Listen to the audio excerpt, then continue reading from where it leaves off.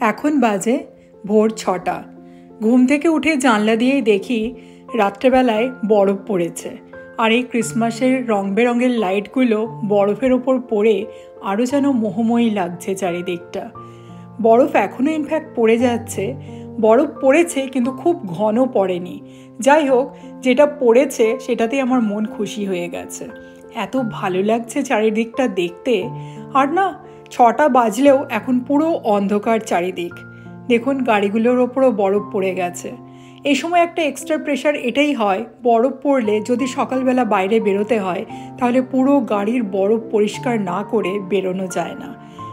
তুলোর মতন থাকতে থাকতে যদি বরফটাকে ক্লিন করে দেওয়া হয় তাইলে ম্যাক্সিমাম হ্যাজার্ড শেষ।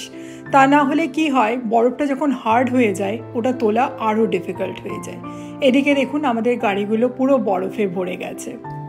স্নো হোয়াইট ক্রিসমাসের ড্রিম আমরা সবাই দেখি, কিন্তু প্রত্যেকটা স্টেটে এই ব্যাপারটা কিন্তু লক্ষ্য করা যায় না।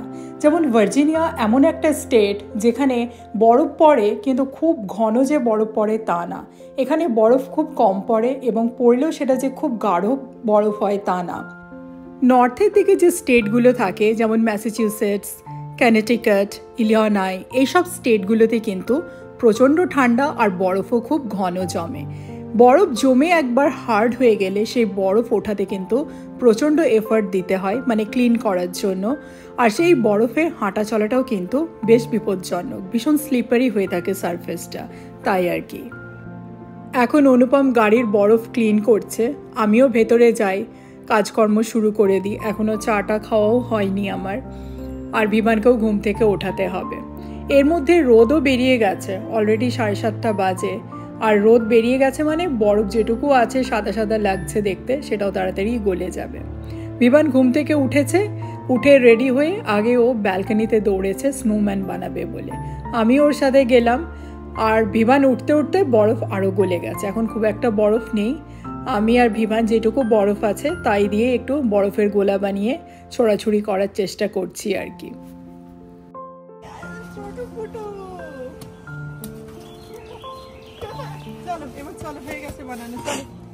চল স্কুলে যাবে। Enjoyed it? You loved it? চল চল, এটা খোল খোল। এই গ্লাভসটা খোল। অন্য আছে উপরে আছে। দিয়ে না, ঠান্ডা লেগে যাবে। ছেড়ে দে ছেড়ে দে ছেড়ে দে ছেড়ে দে। চল, হয়েছে হয়েছে। এবার হাতটা মুছিয়ে দাও। এবার তো হয়ে গেছে। বিমানের এখন স্কুল ছুটি, ক্রিসমাস হলিডে।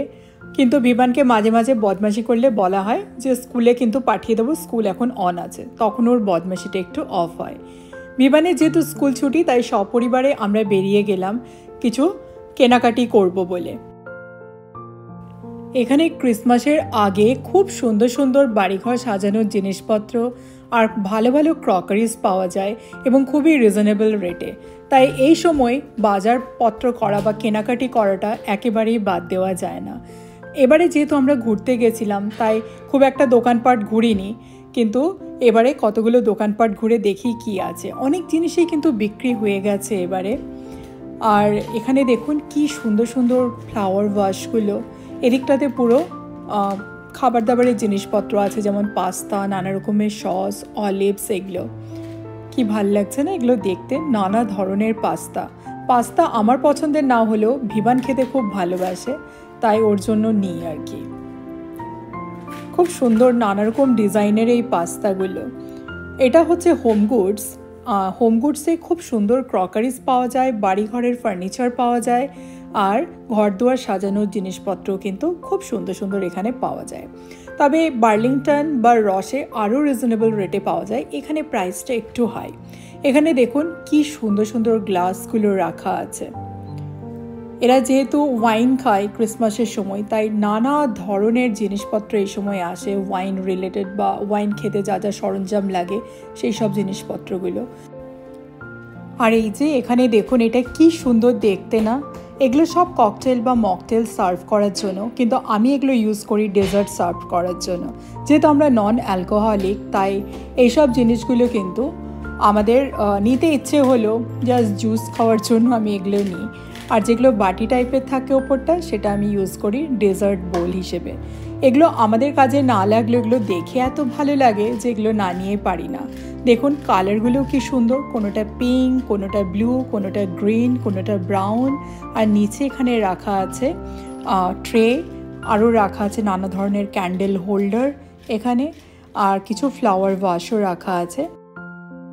আর এই সময় নানা রকমের ট্রে, কেন ট্রে বা ব্যাম্বু ট্রে, এগুলোও খুব বিক্রি হয় এখানে। এটাও দেখুন কি সুন্দর দেখতে। এগুলোর দাম হচ্ছে প্রায় প্রত্যেকটারই $4.99, মানে $5, মানে 400 কিছু টাকা করে হবে আমাদের দেশীয় কারেন্সিতে।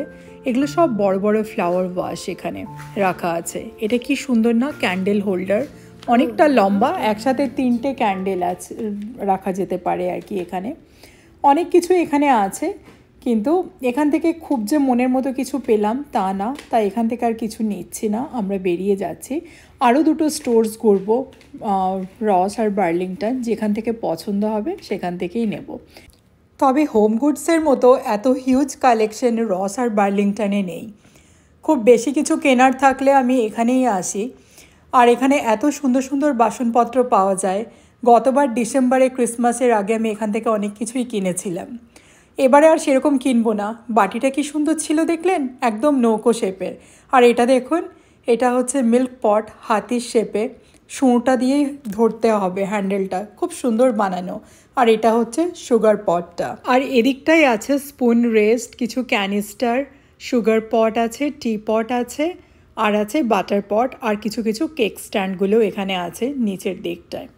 কেক স্ট্যান্ডগুলো এই সময় ভীষণ বিক্রি হয়, কারণ এই সময় এরা খুব কাপ কেক, কুকিজ এগুলো খায়, তো কেক খায়, তার জন্য এগুলো খুব বিক্রি হয়। এগুলো দেখতেও বেশ ভাল লাগে। অনেক দিন ধরেই ভাবছি একটা কিনবো, কিন্তু আমার ঠিক পছন্দের ডিজাইনটা আজকে আমি পেলাম না। 3টে জায়গায় বাজার করে বাড়ি চলে এসেছি। এত ঠান্ডা আজকে, মনে হলো আগে একটু চা খাই, তারপর আপনাদের সাথে শেয়ার করি যে আমি কি কি কিনেছি আজকে। আমার হচ্ছে বাসন অন্তঃপ্রাণ।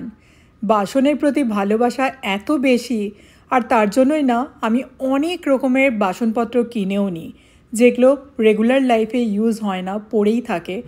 আর যেহেতু ভাড়া বাড়িতে থাকি, ভাড়া বাড়িতে স্টোরেজটাও একটা প্রবলেম। জায়গা প্রচুর থাকলেও ওনার যে স্টোরেজ দেয় তার ভেতরেই ম্যানেজ করতে হয়। এখানে তাই যেটুকু স্টোরেজ দেওয়া আছে আমার পুরোপুরি ভরে গেছে। এক্সট্রা বাসন নিয়ে রাখাটাও একটা চাপের হয়ে যায়। নিজের বাড়ি হলে তাও নিজের মতো একটা স্টোরেজ আপনি বানিয়ে নিতেই পারেন, কিন্তু রেন্টেড বাড়িতে এক্সট্রা বাসনপত্র রাখাটা একটা চ্যালেঞ্জিং ব্যাপার হয়ে দাঁড়ায়। আমি চাটা শেষ করি, তারপর দেখাচ্ছি কি কি কিনলাম। এখানে ক্রিসমাসের সময় একটা ফ্রুট কেক বিক্রি হয়, যেটা আমরা দেশে খেয়েছি তার থেকে একেবারেই আলাদা। এটা হলো সেই ফ্রুট কেকটা। এই ফ্রুট কেকটায় প্রচণ্ড পরিমাণে ফ্রুটস অ্যান্ড নাটস থাকে, কিন্তু খেতে একদমই বেশ স্বাদ।